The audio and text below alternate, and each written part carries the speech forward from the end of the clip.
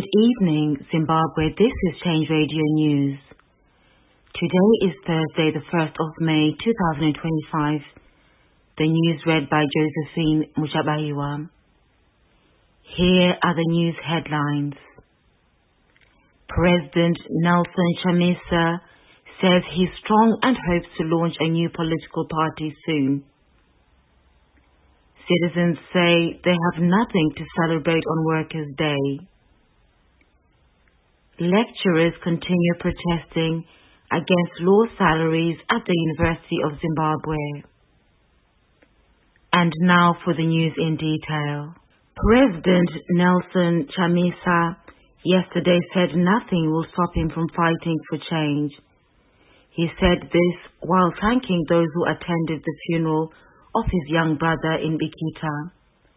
Let's listen to him speaking.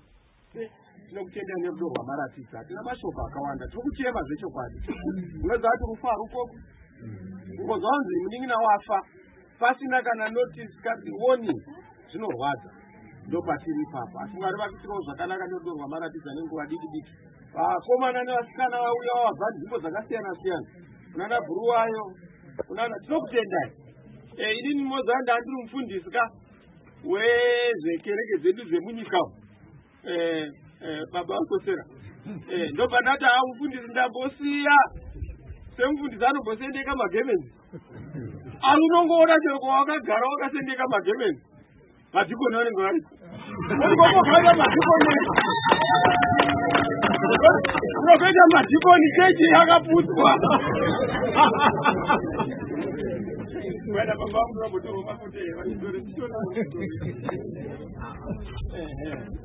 Cheti akapuswa saka dikoni urega dikoni wezvikazaiwa udikoni hauperi saka aiwa tinokutendai nerudo rworwo tinotenda vese vauya kuzoratidza rudo we really appreciate nokudreshiwa chokwadi kereke haiputiki Kristu akataura akati temberi yamunoona ichaputswa kusure mamazuva matatu inenge yavakwa iwechirapo anozareka vakapisi vaitaura mashoko akadzama omweya nesuwo panyika pano kereke haiputsiki iyo yamunoona yakaputswa ichange yakuuya inogwinya kudarika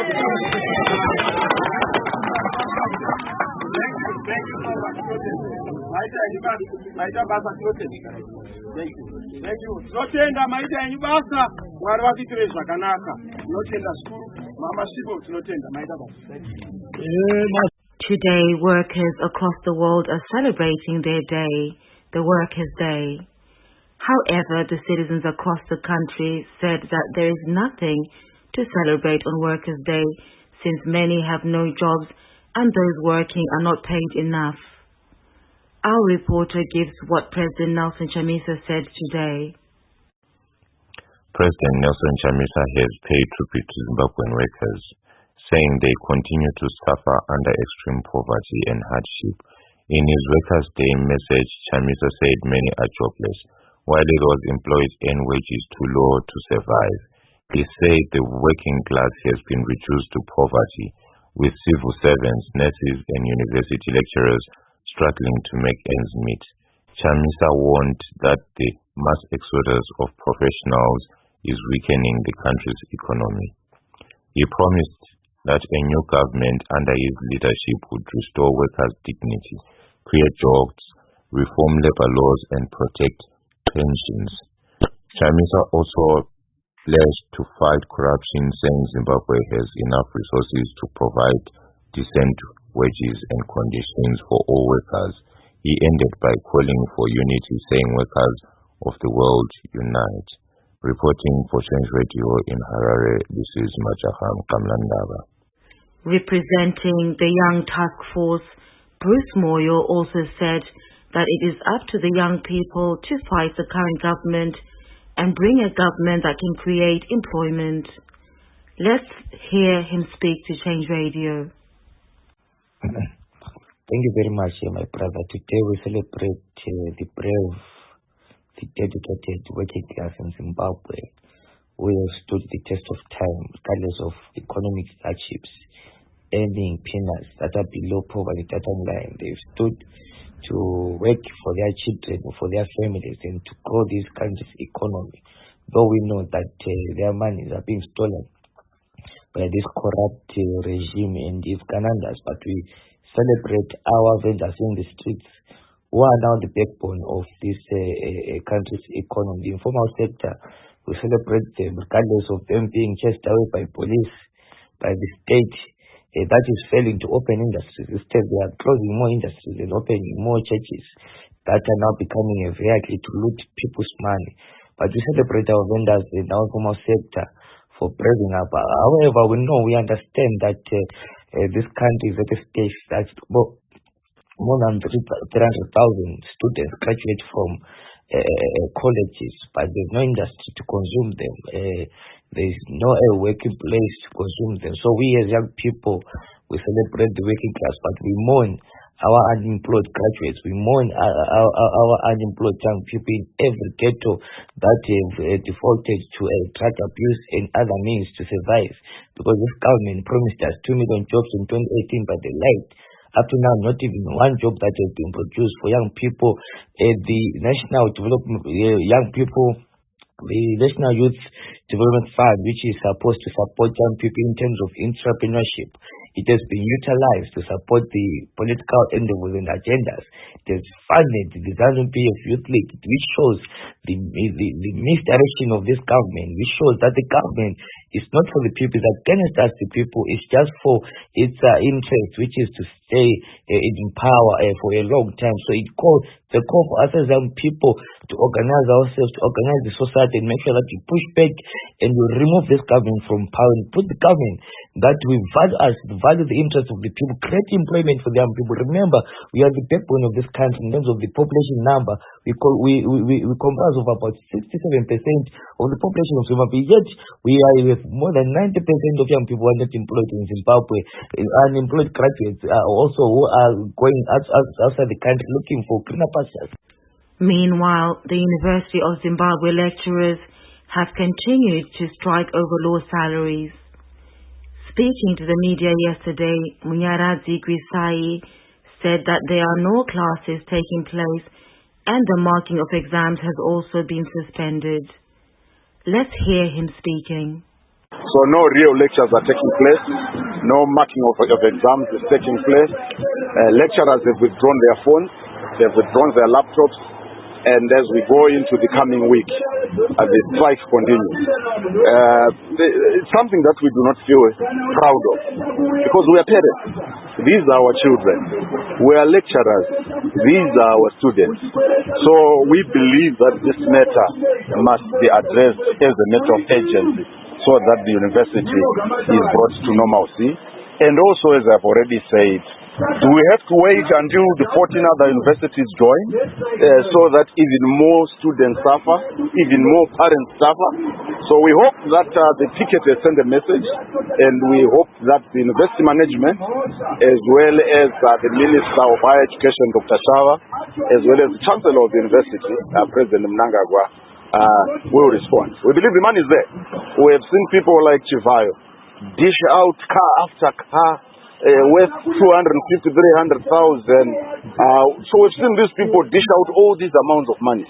The Permanent Secretary for Information, Publicity and Broadcasting Services, Mr. Nick Mangwana, is under scrutiny for providing false information. Last week, Mangwana told the media that the Bulawayo to Victoria Falls Road was undergoing refurbishment. However, official documents released by the Ministry of Transport and Infrastructural Development contradicts this claim, stating that no work is currently taking place on the road. The discrepancy has raised concerns about transparency and the reliability of statements issued by government officials. The people in Bare, especially those who live in the government apartments, are facing serious health problems due to government negligence. Besides the bed bugs, Tsikidzi, the sewage has not been maintained for a long time. The continuous leakages of sewage, with proper government action, put the residents at risk of diseases like malaria and cholera. Today marks 66 days since the arrest and detention of journalist Blessed Mhlanga. Yesterday, the police said that they are charging Heart and Soul TV for the same charges of inciting violence. This increases the time before Mhlanga can be released. Let's hear more from his lawyer speaking yesterday. At a session where the state was supposed to give a trial date and allocate the matter to a trial court. Initially, the state indicated that they needed one more postponement because the state has now decided to rope in HSTV. The state has pronounced that HSTV, the organization that employs Blessed Mhlanga, will be a co-accused. Charges are going to be leveled against this media house called HSTV in respect of the charges that Blessed is facing. We objected to the postponement of the matter because at our last appearance on 22 April 2025, the state had promised that there would be no further applications, there would be no further remand without the allocation of the case to a trial court. After the lunch break, when the state was supposed to respond to the application for refusal of further remand, they suddenly changed the position to say they are now suddenly ready to go to trial, and they allocated a trial court in the trial date being the 14th of May 2025.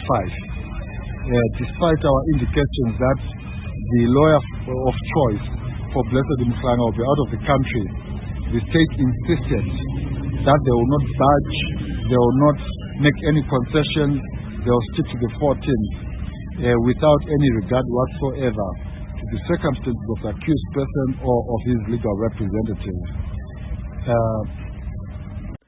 Meanwhile, the High Court has once again postponed the bail appeal hearing for 94 people arrested on March 31st for staging anti-government protests in Harare.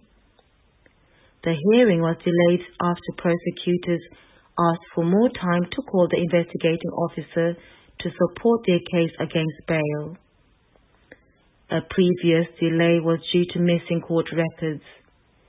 The matter is now set for Monday, 5th of May.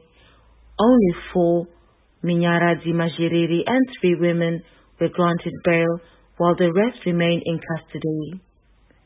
The group is accused of planning to march from Freedom Square to State House to demand the removal of Emerson Mnangagwa. The state alleges they threw stones at police, blocked roads, and posted videos online during the protests. A police officer stationed at ZRP Mkulumane in Bulawayo is facing charges of criminal abuse of office after allegedly taking a $30 bribe to release 2 robbery suspects. Shepherd Vutete, age 49, appeared before Magistrate Archie Wachiunga on Tuesday. The court heard that on April 27, Vutete released the suspect, John Dube, and another man identified only as Eugene, along with a vehicle being held as evidence. Vutete's lawyer, Takunda Chamisa, said they will apply for bail at his next court appearance. Change radio weather forecast for tomorrow. Expect partly cloudy conditions across much of the country, with a chance of afternoon thunderstorms in places like Harare, Bulawayo, and Mutare. Daytime temperatures will range between 23 and 29 degrees Celsius, cooling to around 14 to 16 degrees at night.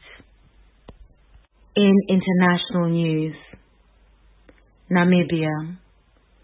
Popular Democratic Movement leader and MP Makenwe Benani this week called for greater political inclusivity in Namibia's parliament. Speaking ahead of the election of 2 deputy chairpersons for the whole House Committee, Venani argued lawmakers to avoid turning parliament into a one-party structure dominated by the ruling SWAPO party. He called for one of the 2 deputy chair roles to go to the opposition, warning that SWAPO's control of all positions undermines democracy. Despite his appeal, both posts went to SWAPO's MPs. Burkina Faso. Yesterday, thousands gathered in Burkina Faso to demonstrate their support for the President Ibrahim Traoré. At the same time, nationals of different countries across Africa rallied on social media platforms to voice their support for the young, vibrant African leader, echoing fears that there may be plans to eliminate him. This comes following an alleged coup attempt last week and remarks by head of U.S. military in Africa, General Michael Langley, early last month against Traoré. Ukraine signed an economic deal with the United States of America yesterday.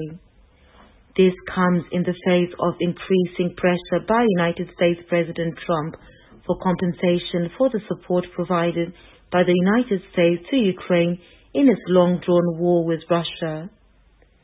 This deal will afford the United States access to Ukraine's rare minerals, while the Ukrainians hope it will ensure future military support from the United States.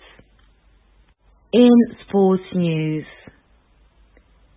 In cricket news, Zimbabwe lost to Bangladesh in the second test.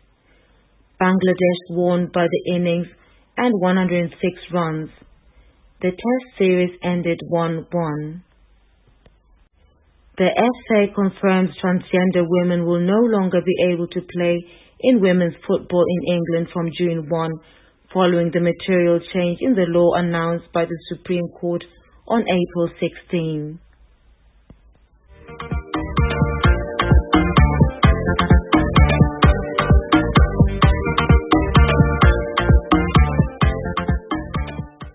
To end the news, here are the headlines once again. President Nelson Chamisa says he's strong and hopes to launch a new political party soon. Citizens say they have nothing to celebrate on Workers' Day. Lecturers continue protesting against low salaries at the University of Zimbabwe. That concludes this news bulletin. Thank you for listening. From myself, Josephine Mushabaiwa, and the entire team at Change Radio, have a good night.